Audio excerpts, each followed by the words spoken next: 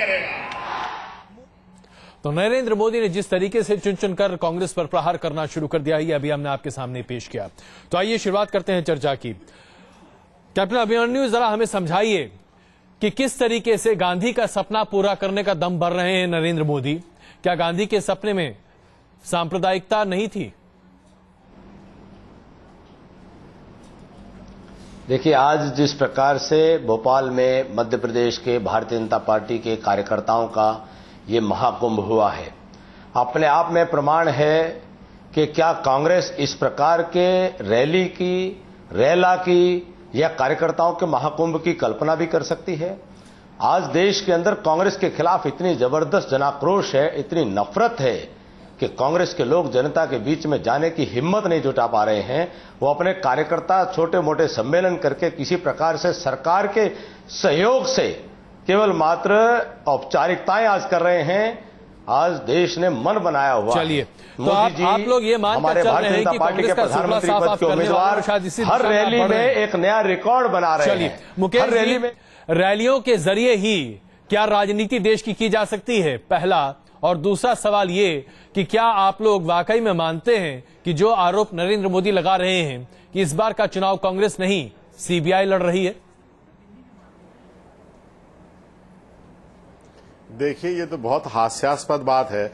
अकेले मध्य प्रदेश में 53,714 polling booth हैं और पूरे देश में कितने पोलिंग बूथ होंगे आप इसका अंदाज लगाएं।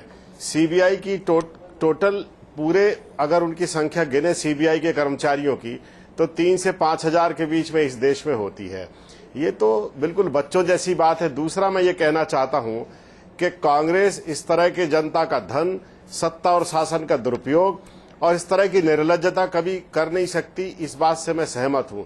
जहां तक संख्या का सवाल है, मैं आपको बताऊं, प्रबंधन का हिस्सा देखिए किस तरह से बातें गलत प्रोजेक्ट की जाती हैं। थोड़ा 1 मिनट का समय लूंगा।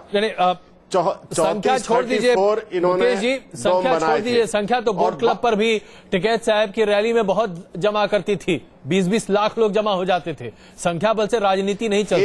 एक प्रश्न इनसे पूछ लीजिए जी, एक प्रश्न इनसे पूछ लीजिए, अगर रैली और भीड़ से ही चुनाव जीता जाता तो उत्तराखंड में, कर्नाटक में और हिमाचल प्रदेश में अभी ज्यादा समय नहीं हुआ है, थोड़ा सा समय हुआ है। ये 3 राज्यों में क्यों चुनाव हार गए जहां इनकी सरकारें थी? चलिए, बिल्कुल ये सवाल हम रखते हैं उनके सामने। राजीव जी, जरा ये बताइए कि नरेंद्र मोदी गांधी के सपने को पूरा करने के लिए कांग्रेस से छुटकारा पाना चाहते हैं। कांग्रेस विरोधी तो आप लोग भी रहे हैं, नरेंद्र मोदी के साथ रहेंगे इसमें? देखिए, नरेंद्र मोदी जी के इस हुंकार से आज महात्मा गांधी की आत्मा तक चित्कार कर रही होगी। जिस तरह से गुजरात को उन्होंने बांटने का काम किया है और उस मॉडल के जरिए पार्टी, गठबंधन और फिर देश को बांटने की वो कोशिश कर रहे हैं, मुझे लगता है अगर महात्मा गांधी जहां भी होंगे, पुनर्जन्म में हम लोग विश्वास करते हैं, जहां होंगे वो बहुत ही दुखी होंगे। और आज जितनी बड़ी बातें भारतीय जनता पार्टी के नेता कर रहे हैं जी, ये बात मुकेश नायक जी ने कहा, वो एक अलग बात है, इसको कई बार हम लोगों ने चैनल्स पर दोहराया है। लेकिन भारतीय जनता पार्टी को एक बात जरूर स्पष्ट करना चाहिए कि गुजरात के बाहर नरेंद्र मोदी की परीक्षा अब तक जिन राज्यों में हुई है, उनके चर्चा में आने के बाद वहां फायदा नहीं हुआ है भारतीय जनता पार्टी को। और जो स्थितियां, मैं बहुत तीखी बात नहीं कहना चाहता हूं, अभी बाजाप्ता प्रचार अभियान समिति के अध्यक्ष बनने के बाद बेंगलोर, कर्नाटक के 2 उपचुनाव में जिनकी वो मदद कर रहे थे, उनकी करारी शिकस्त। चलिए, तो स्थितियां ये हैं कि जिस गुजरात को लेकर के वो इतनी बातें कर रहे हैं, तो यहाँ पड़ता हुआ दिख रहा है में वो पीछे हैं। वहां 48 सीटें लाकर के कांग्रेस आगे है। कैप्टन अभिमन्यु, काफी मुश्किल में पड़ते दिख रहे हैं आप, सब तरफ से घिर रहे हैं आप। आपको जानकारी है अजय जी कि चुनाव से पहले राजनीति का तापमान मापने के जो मापदंड रहते हैं जी, वो या तो चुनाव पूर्व सर्वेक्षण जो है, जो टेलीविजन के या मीडिया हाउसेज के माध्यम से आप लोग दिखाते हैं, या जनता की हाजिरी जो उपस्थिति होती है, वो 2 ऐसे मापदंड हैं जिसके आधार पर आप राजनीतिक नब्ज टटोल सकते हैं, राजनीतिक तापमान का अंदाजा लगा सकते हैं जी। और दोनों ही आज स्पष्ट तौर पर कांग्रेस के विरोध में दिखाई दे रहे हैं। और नरेंद्र मोदी जी प्रधानमंत्री जो भारतीय जनता पार्टी के प्रधानमंत्री पद के उम्मीदवार हैं, वो हर रैली दर रैली जयपुर से लेकर के हैदराबाद से जयपुर, जयपुर से रेवाड़ी, रेवाड़ी से आज भोपाल, भोपाल से दिल्ली नया कीर्तिमान बनता चला जा रहा है। देश में एक आंधी और तूफान चल रहा है जिसके कांग्रेस के परखच्चे उड़ने वाले हैं। इसी पर एक सवाल मैं आपसे पूछना चाहूंगा। 2009 के जब चुनाव चल रहे थे लोकसभा के, उसके पहले जिस तरीके से भारतीय जनता पार्टी के नेता दावे करते थे कि उनके पास रैलियों में लोग हुजूम की तरह आते हैं, आपके उस समय prime minister in waiting Lalkrishna Advani ji की सभाओं में कुछ ऐसा ही माहौल देखने को मिलता था। उस वक्त भी तो यही स्थिति थी। क्या रैलियों से देश की राजनीति प्रभावित की जा सकती है? अजय जी, मैंने कहा केवल रैली नहीं, आपके जो चुनाव पूर्व सर्वेक्षण है सभी एक भी कोई अलग से अपवाद नहीं है, सब एक तरफा एनडीए के पक्ष में आज दिखा रहे हैं। दूसरी बात, ये जो वर्तमान में जो उत्साह दिखाई दे रहा है और कांग्रेस के खिलाफ जो जनाक्रोश दिखाई दे रहा है, मुझे माफ कीजिएगा, आपकी याददाश्त इतनी कमजोर नहीं होगी, ये अभूतपूर्व है। इतिहास में ऐसा कभी देखने को नहीं मिला है कि इस प्रकार से लोगों का इतना जनमानस उमड़ करके आ रहा है। अच्छा, मेरी स्मृति में इतिहास में ऐसा नहीं। अभिमन्यु जी, अब एक और बड़ा सवाल, जरा एक दूसरा मसला हम जो लगातार जिसके बारे में हम चर्चा कर रहे थे, रिपोर्ट भी हमने दिखाई थी।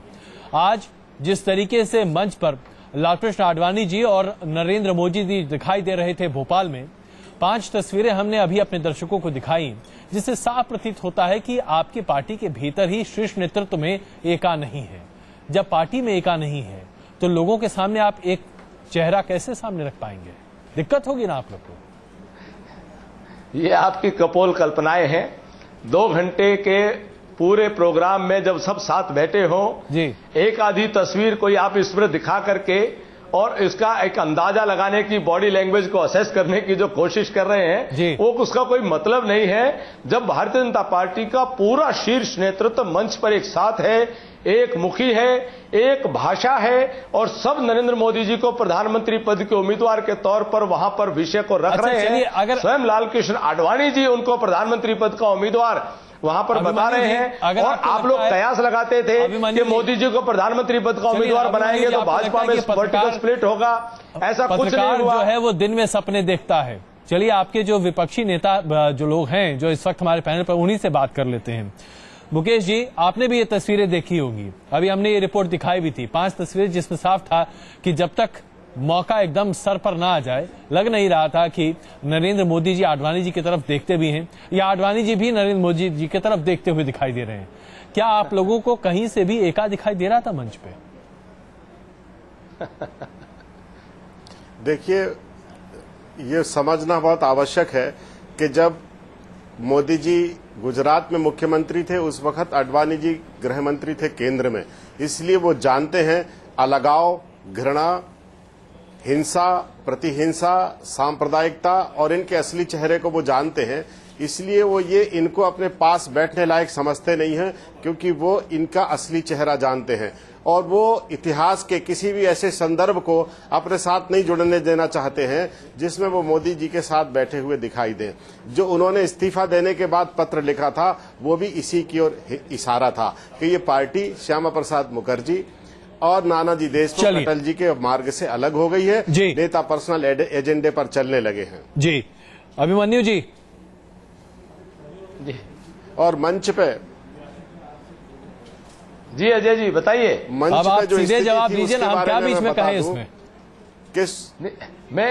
ये मुझे तो एक साहित्यकार की कल्पना के अतिरिक्त इसमें कुछ ज्यादा समझ में नहीं आ रहा कि आज कांग्रेस की इससे स्थिति हास्यास्पद इस स्तर पर है कि वो डूबता हुआ जहाज है, उनको कोई दूसरा अगर आपस में बात करते हुए भी कोई अगर हंस नहीं रहा, उसके अंदर भी उनको लग रहा है कि इससे शायद हमारी डूबती हुई नैया बच सकती है। कांग्रेस के नेताओं के बुझे हुए चेहरे और उनके निराश जो चेहरे हैं, आज सारा देश दुनिया टेलीविजन के ऊपर देख रही है और उनकी परिस्थिति आप जान रहे हैं। ये खिसियाती बिल्ली खंबा नोचे से अधिक और कुछ नहीं है।